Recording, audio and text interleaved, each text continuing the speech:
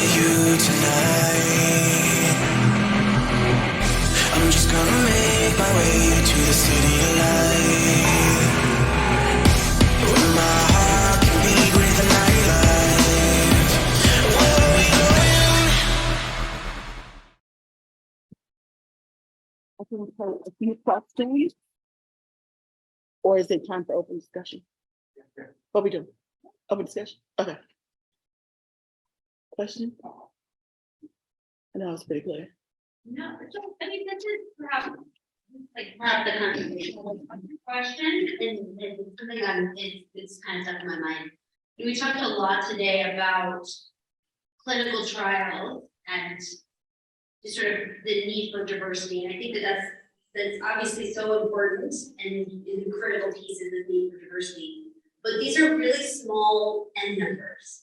And so I think something else that we kind of need to talk about as a community is in thinking about how do we talk about this work with our community, and even looking at the future of the clinical trial landscape, is that the reality is that there's probably also going to need to have 1 to 2, we're going to be having clinical trials where we need to curing 1 to 2 people in the hopes of backtracking that knowledge to make it generalizable for a broader conversation. And so how do we balance this absolutely critical need for diversity with also the reality that the clinical trials that are happening now are really about curing 1 person or 2 people, and not about something that is scalable, which I think in the prevention and treatment world, that's where our minds really are. Absolutely. And we require a shift, a paradigm shift when we talk about the curative space. But that's not to say that 1 or 2 individuals enrolled in that study couldn't be representative. And we know that the science from 1 or 2 studies is not generalizable to populations of people, right? Which is where the backtrack comes in. But that, again, it does not mean to say that of those 2 folks who are enrolling or participating in that study, why can't it be a woman and a gender non-binary person? No, absolutely. And I think we think we need to do better at that. Absolutely. But I think that's where I'm struck with this balance of, just in my role as an educator, translator, is finding that balance between diversity now, but also there's data that the clinical trials are not in that same space. Mm-hmm. So how do we balance that conversation? And I'm curious to sort of everybody, how do we think about that? Because that's not just a question for us as a community. But we should also remember that even in those small trials, the 2 are not mutually exclusive. It's not to say that you can't consider diversity even in trials that have a small n. Those 2 things are not mutually exclusive. And just again, to do better, consider other folks who are not the usual people who enroll in HIV cure-related clinical research. It's simple, or so we think. It's not. I mean, or so we think. And thank you for that, Jessica. And I didn't fully or rightfully introduce myself earlier. Jason Dixon Jolly, I'm president of Sister Love in Atlanta and Sister Love International, South Africa based in Johannesburg.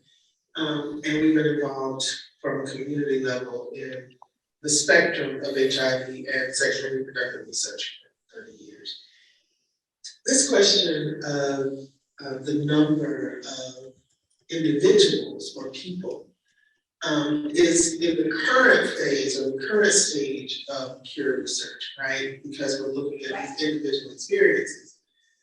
But for example, there are these larger bench studies that are happening now that are aiming at some point toward being clinical in some ways. And those numbers won't be one-offs. They will be leading to recruit people. And so there's one thing of thinking future and acting present. So engaging in your trial designs, in the studies that are thinking about the populations and how you're engaging now for that larger body of work that's about to come.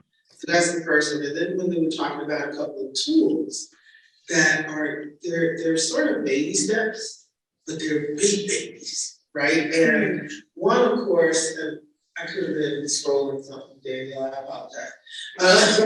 But one, of course, is the Pegasus work that's been done. That's exactly where that recommendation came from.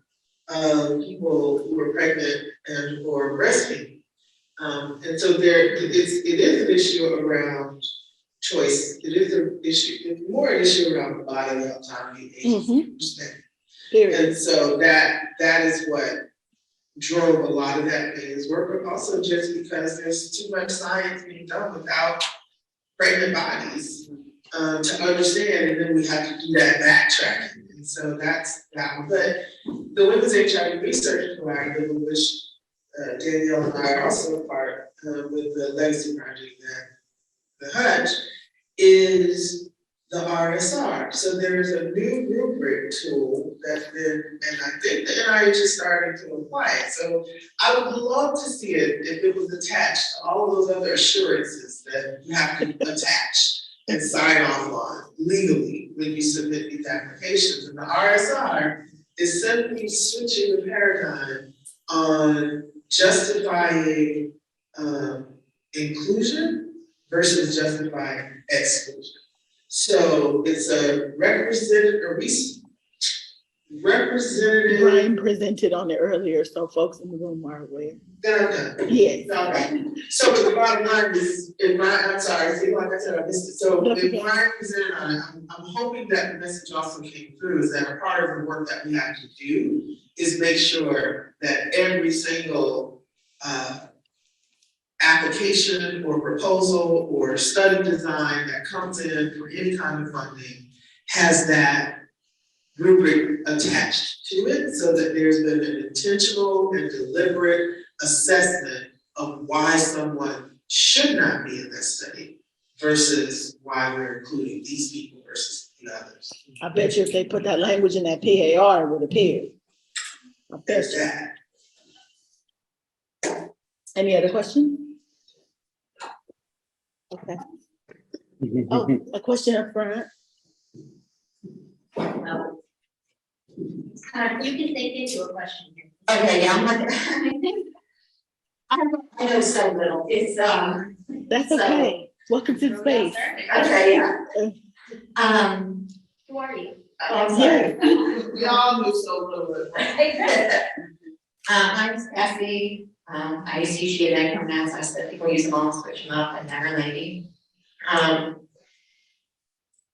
guess I'm trying to like understand, okay, so what I understand about here is that a lot of it is going to be kind of very precise. There's like hormones affected, your immunology affected, and like all of these different things. And so, and then, there's conversations that, obviously there's this issue of like sex and gender, like I think a bunch of data not understandable, but there are different data saying there are differences in sex differences, and I don't know if that means that people who are reporting on that understand there's differences in sex and gender. I guess I'm wondering what we mean when we say sex, like are we talking about on a genomic level, like a chromosome that, Your sex assigned at birth versus your gender Yeah. identity. yeah, I'm just saying, or is it like hormonal differences that are part of the differences that we see when we talk about sex differences? Is it a genomic thing, or is it a hormone thing? And other, I guess, I don't know, does this question make sense? Can you come up to the mic so that the folks on the Zoom can hear? Oh, I'm sorry. No, you're good. Yeah, I think it's a really important question of how do we define sex, because there's so many different ways that we can define sex, like the ones that you've listed, and research doesn't do a good job of defining that. All of the studies where they do a better job of defining it is sex assigned at birth. I would say that would tend to then be primary sexual characteristics in terms of physical presentation at birth. We don't tend to genotype people to understand what chromosomes they have, and we don't tend to measure hormones in people. And certainly there's studies looking at hormone effects on HIV, but we don't perform that at enrollment unless that study is explicitly measuring hormones. It's not really done. And certainly that also means that we need to expand our our conversation about having greater gender equity in terms of researching people who are cisgender, researching people who are transgender and gender non-binary, but we also need to be expanding our research on people who are intersex, because we really don't even collect the data of those people. Or I guess also just thinking like what role hormone, we don't really know what role hormones like play, and not all transfer on hormones, so even if we're just talking about data that I don't know, you know, like how many assumptions are made there, and what does that mean about what we know or don't know? Very good point. So there is some research showing that estrogen is able to actually promote HIV pregnancy, so keep the virus less active. But again, more research needs to be done, particularly if we start thinking about kind of the intersections between sex and the intersections with aging, is that as cisgender women age, their hormones change as well. So is your virus going to change as well? Is your reservoir composition going to change? We really don't understand that fully either. Well, because you don't have people in trials. Great question. Anything else? The chat is booming. Folks online are saying lots of things, super echoing. They're talking about other sex and gender presentations. There's some conversations about the critical utility of, even in small phase 1 studies, having gender and sex diverse people. The one thing that I wanted to announce is Sheck and I was saying that the Rust Belt CFAR has a sex and gender working group, that they're having monthly meetings that people can attend virtually. So if you're interested in issues of sex and gender and HIV research, there's a way to get involved that way with that working group. Shakina. The Rust Belt CFAR, it's a newly formed CFAR. They said they would send us the link so we'd be able to share that with everyone. Is that in the US? Yeah, I think it's the Midwest, I think it's Chicago, isn't it? I'm not. Chicago is third coast. Yeah, no, I don't know exactly where the Rust Belt is. Somebody Google it. Oh, it's Cleveland and Pittsburgh. Thanks, Julie. No. It's Cleveland and Pittsburgh. Julie just posted in the chat. Cleveland and Pittsburgh, yes, so they said it here. Rust Belt. Okay, all right, Julie, we got you. Where'd they get that name from? They used to make still up there. Okay. So we're clear? Okay. All right, That's thank you. rather there. Yeah, I think, you know, in the last few minutes, I know we have a half an hour. I also recognize it's been a long day, so we may want to wrap it up quicker. But you know, my job is to sort of help summarize some key action items. So we want this to be Richard, who is really the primary organizer and deserves all the credit for putting this together.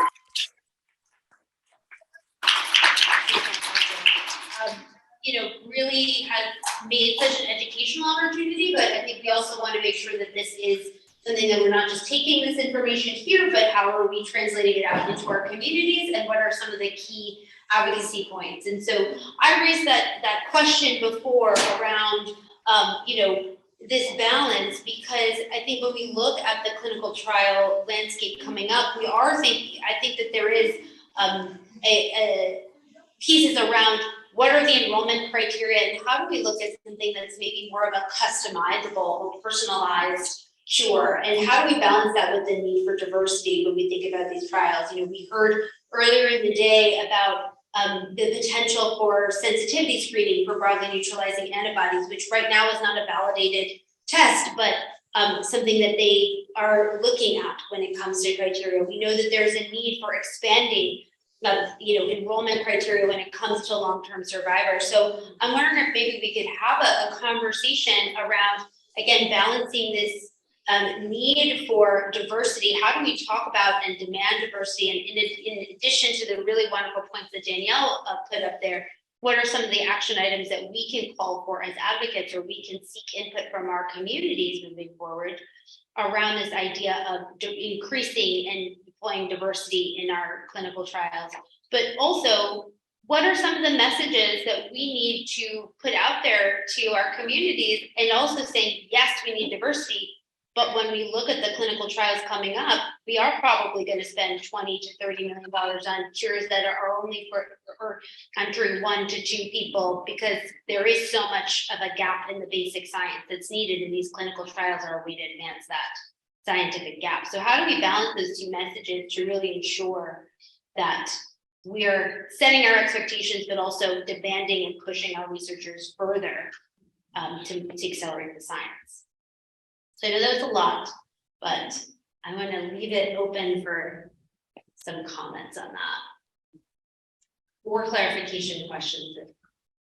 Yeah, go ahead, Danielle. I think part of this conversation is that part of this conversation that sometimes stirs my spirit is that there's this overall resistance to change in this work. I think it comes down to question. It doesn't come down to consideration of equity, justice, rights, quality, whatever, public health based activity you want to apply today. What it is that there's a resistance to change in the field. And we see it, at the top with the lack of representativeness of the investigators. We see it in the communities of folks who are continuously at the table to dominate this conversation and have now co-opted the stories of people who live in the margins to press an agenda about equity. We've been saying for 30 years that this epidemic is not in populations of folks, and that there needs to be a reshaping of who's at the center and who is not.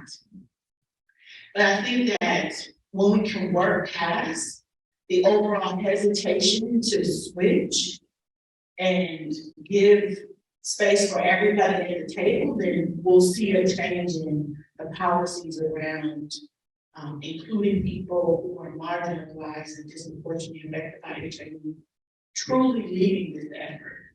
I can't resonate enough when we hear the days on and the days driven say, how many more times do we have to walk into a space where you all are talking about, Black people, transgender women, and HIV, and none of us are leading, participating, facilitating? How many more times? I feel behind because you use your graph. Oh gosh. Thank you, Danielle. Thank you, everyone. I think, to echo some of what Danielle has said, pipeline initiatives, going into colleges, getting early stage investigators, getting younger people involved in HIV research is something that we definitely need to continue focusing on. And like Danielle said during one of the studies, just mentioning women in trials, even if there weren't any present in the trial, it's just a matter of language inclusion. And the more we do that, the more it just becomes more commonplace, and we can go from that.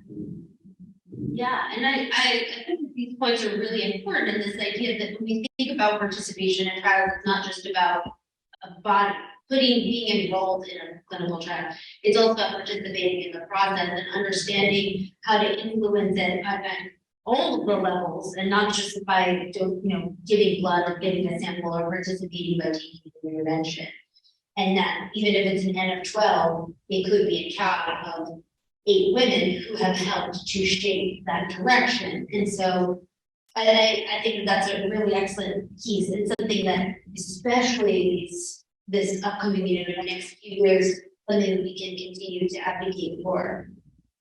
So beyond, I think again, just the sex and gender questions that have really come up in these last sessions, I also want to bring up the sort of earlier pieces where we were talking about moving the sort of center of clinical research from perhaps the global north to the global south, and really making sure that there's inclusion of not just Africa, but also of South America and our Asian communities as well into these types of clinical trials, not just the US and Europe and Australia, which have been the sort of predominant focus of HIV cure research to date.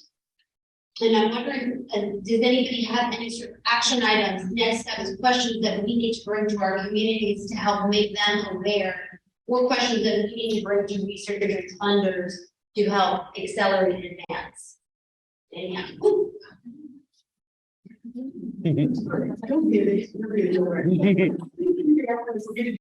To mothers though, yes, I think that there's something really, really critical. And if you could say a little bit about the work that APAC is doing around the Pure Roar Academy. I don't know what the specific name to it is, but we were in the HIV and Women Conference, and there was one presentation out of 2 days that really, got down to some of the nitty-gritty conversations that we've been having about Pure. And the advocates in the space were hungry for more information. And one advocate was like, I thought I heard something about a Pure Roar Academy. I'm like, you need to be down the street of the Carolinas. You need to be up the way asking these very same questions that you want to know about Pure.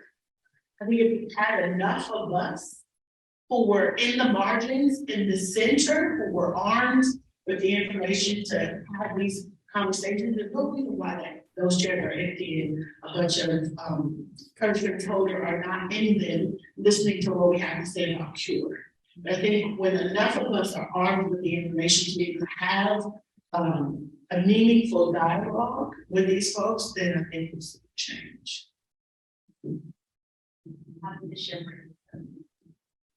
I think also I would really love to see funders and review boards give more bite to the bark behind cabs. I feel like quite often, myself included, you're on a cab and you feel like you're screaming into the void, telling researchers to consider certain things, and they say they're going to consider it, and then the final research plan has no considerations. I would really love to see more accountability and more authorization for a cab to approve or disapprove of research plans if they aren't community engagement from the beginning.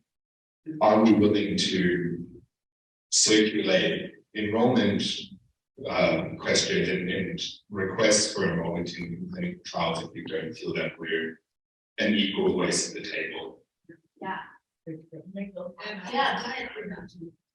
Yes, I don't have the action items, but I think in terms of inclusion is besides the race, ethnicity, and geographic area. I think one of the inclusions that we should include people regardless of how long they've been diagnosed, regardless of when they initiate.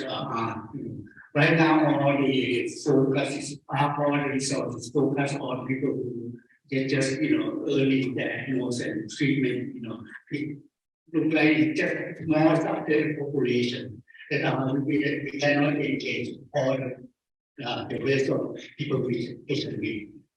Yeah, I think there's a couple of really good nuggets that I kind of want to group together. And one is around this idea, and this came up in the panel in the first part of the day, but the engagement with participants and with communities is so critical, not just for understanding how to communicate, but how to engage IRBs and providers who are rightfully so perhaps hesitant to maybe suggest or notify about a treatment interruption trial. And I'm going to say treatment interruption because it's no longer just cure related. Treatment interruption trials are going to be happening really across the HIV research spectrum. And so when we think about maybe our next step is how do we engage these other stakeholders in conversation so that things like a reinitiation criteria are not necessarily set by providers who, again, perhaps act more conservatively than a community value standpoint. And again, I know Karina's doing fantastic work to do this survey, but those are things that we can take in and maybe tools that we can begin to share with one another. And I see your hand is on, but on the ethics committee, I do want to recommend people look at Kathy Slack. She is based at Habit. She has done a tremendous amount of work actually going through all of the research ethics guidelines that relate to community engagement and developed a course on strengthening stakeholder engagement through ethics review that is completely free. It's 6 modules and it even goes through that IRB, like that black box of what happens when your protocol leaves a death, but even gives scenarios on how to engage with a PI to not just about a CAP, but a full community engagement plan and why that is critical to understand. I'm happy to share the link to that course, completely free, open access. encourage people to look at that and download the resources on that. So Jason, I saw your hand, so I want to make sure that you get data. Oh. I'll be here. Okay. Yeah, I think the power and what's important in the next paradigm shift is another drawback to lens, see what has to change, because cabs have been around for a very, very long time. We keep talking about how they can be different, but we don't talk about the structure that creates the space for them to do that. One of my big arguments has been, and this has been sitting, I know Jess knows the longitudinal history of this, is that there's been this ongoing advocacy, particularly in the context of the Mark Delaney's laboratory for the HIV cure, right? And it's probably one of the very few, if not the only, space where after 2 rounds of 5 or 7 years, I don't know how long they ran before, 5 years.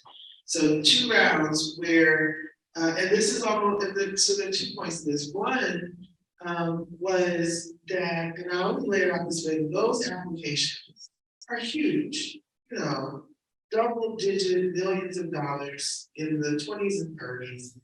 And in those applications, people were required to partner up with another academic institution, required to partner with industry, required to partner with a lab, required to partner with an international academic institution, and then had a very high scoring community engagement section, but no requirement to partner in community. And I said specifically what I said about the amounts of money that go into these applications, because that means none of that stays in community. None of that goes to community. And at the same time, when we actually get to that clinical spectrum, that's when you need community. Our second part of this is the argument is that you're going to do better when you engage community at the very outset, at the bench. When you are first looking at the molecular makeup of whatever product you're trying to find, that engaging people with the hard questions, the deep science around even getting something to a phase 1, you will see the evolution of engagement just increase and increase because they've been in the enterprise from the beginning. Now that's what we're studying to show that that is an effective approach. And why we're showing it that way is because this last round of MDC, after a couple of us, Mercedes Agosto and I sat in that last round in 2016, and when we saw those requirements, we called bullshit. We were like, this has to stop. If you're going to make that community engagement section really meaningful, then you have to require them to partner with the community. So this last round required that. But it's not just the county. It is community engagement. This is the data. Community engagement belongs in community, with community, by community, for community, and about community. And the resources and the respect that come with that must flow. And in saying that, we're really privileged to be a part of the USHIV Collaboratory in Atlanta with Emory. And what we're doing is we have created an entire community engagement strategy in which our collab, which is our community organized leadership accountability board, y'all remember? Not advisory, accountability board, is led by the community organization as the partner. It's recruited by, vetted by, and supported by the organization and the partners that we have brought in. And thank you, David, for our members. It is, I think, really eye-opening for our research partners to experience how these conversations are happening very differently than we would be holding them if it was a CAB that was organized by the staff. Or by 1 or 2 of our bright, brilliant, and insightful officers in our organizations to go work in the studies program.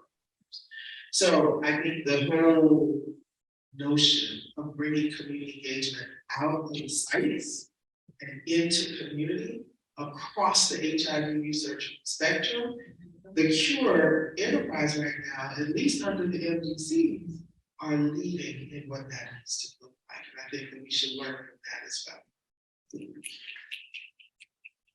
So I just like happy and then I'm gonna get to them. You still have something? Well, I guess it's just reiterating what everybody's just been saying. I just spend a lot of time thinking about in the implementation world and access, which people often think is like after all this stuff, like things in all these phases and pass through. But it's about exactly what they it has to be before all of this even starts. So it's just not possible. It's like you're building towards this goal. And it's not, you can't get to that goal, it's not connected to the community, and the community isn't involved in the authentic ways that they just talked about, so just, that was it. No, and it's a really important moment. I'm gonna come around to Remco and just say that I think just a couple of action items, I think that how do we talk about integrating and funding and supporting as, engagement to build this trusting relationship now before clinical trials roll out in bigger spaces. Hi everybody, my name is Remco. I'm from AIDS in the Netherlands. Just to let you know that we fund research to make sure communities are involved. It's part of the goal. I have a question for you. I was intrigued by your concept of the community accountability board. How does it function governance-wise differently from the advisory board? So it's completely different in that the entire agenda is established by one. Two, when our research partners and our research teams are presenting, when they're holding meetings, we are absolutely included and invited in on all of them, every scientific presentation, every conversation. And we are also, and they have now begun to add in, for example, slides that actually speak in everyday language, all of the science that they just gave. We're working on, you know how we talk about the community needs a lot more research literacy, health literacy in order to engage them. We are also engaging with community literacy for our researchers so that they can engage with us. So that's one. It's a bi-directional experience. The second part is that they come to our meetings and report in, but then we are actually, not we, but the team is actually laying out, here's how we want to see it presented, here's who else we want to see presented with you. We want to work more with other collaboratories, so that's starting to happen to me. I think the most important thing though, is that we sit in on some of the same senior level scientific meetings that are being held, and when we don't understand or we can't cycle through everything that's being said, stop this whole conversation and break that down first so that we can have a say in what it is that you're saying, because if you don't understand, then you don't have a say. So that's the third part. And then the other one is wherever y'all go, we go. Because we need to know how you talk about it, how you engage with folks when they ask you about the community. If we're not there to represent ourselves, then we don't know what the representation looks like. And we do the same thing. We're not going to be talking about the erase study without at least one of our research partners. And Danielle, I don't know what some of the other ways that you all are working on that accountability structure. Right? Yeah. So it's actually a mutual, and we really are fortunate that we have kiosks to walk all the way in. We are in the process of planning shared information. What are you doing? How are you doing it? What is it that you are doing that we can help, and vice versa? Even if we don't understand the science, we know that you all get really nervous talking to groups. So how do we help you with that so that you don't derail the power in what you're trying to say to communities that you may not be comfortable with? How can we help you with that? Because we are responsible at the end of the day. They go, hey, you brought so-and-so in there, they didn't know what they were saying to us. And we don't, that kind of thing. So that's some of the accountability. And it's getting stronger. We still have a little time. Yeah, so these programs are 5 years, and I just echo Jason's. I think that the MDC program now is really finding new footing, and without being connected to clinical trials, it's allowed this freedom to build other mechanisms. You know, so yeah, I just want to say thank you about that. I think of the anger, I'm angry, sorry. One of the most important thing when you talk about community engagement is the simplification of the language you use the community with. And that's a part of transparency. And another thing when we talk about peer research and communities, especially when you start going to places like Africa, Southeast Asia, South America, is we don't want to, we know you're going to test us, but the next thing is, once these things come, what availability do we have to this peer research? We've seen so much in medical research flows and everything you use us for testing, but we don't even have the availability to get these medications secure. So not only are you trying to use us for the research, but even in that agenda, your plan is if the cure comes, we want to know that we have access, we have availability, and we have affordability to those things. Yeah. I know we're kind of coming to the end of time, and so just to summarize, I think what I've heard is the potential action items to move to this group forward is really thinking about how do we take the list, and hopefully Danielle, you'll be able to share the slides with the recommendations with us, or share that PDF with all the information and the link to the paper, so that we can kind of begin to tool out how do we talk to our communities, talk to our researchers, talk to groups about incorporating those and making sure that communities are, number one, armed with that list, so that whenever they go into room spaces, conversations, that they have a set of action items and tools that they can bring up on ways to foster engagement. So how can we talk about the models like the MDC program and the accountability board?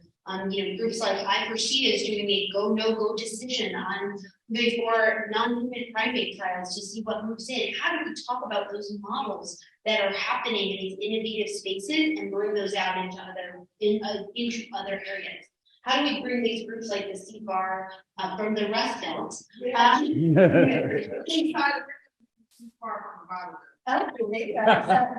the Rust Belt, the Bible Belt, CFAR. So how do we connect those and move those out into other populations that have not been reached as fully and engaged? And how do we take the lessons that were shared this morning from this HTI trial and begin to grapple with and exchange those in dialogue with our communities, but we know what questions to bring forward into new spaces?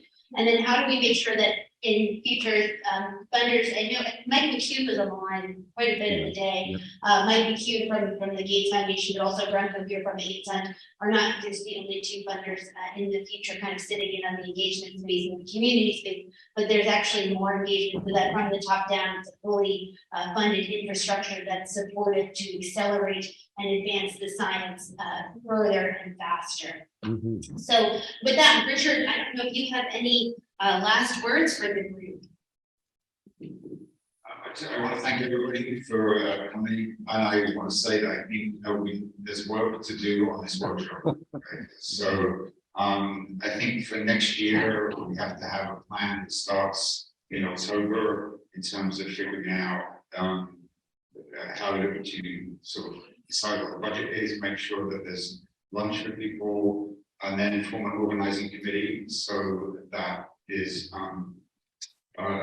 the decisions about content on reporting on to people, that there's a proper organization come through, and I'm happy to keep working on like the boring booking of HR and stuff, but there needs to be a co-organized agenda for these workshops and forward. And I think there's interest out there. I think we can do a feedback form to share with everybody to give feedback about this workshop. I think as we've done in the past, we can invite people that are complete response that have been involved at this time in terms of being on the organizer email list. But I think we can do more to actually facilitate people's ability to provide meaningful input into what happens here. Thank you all. Thank you, Richard. Really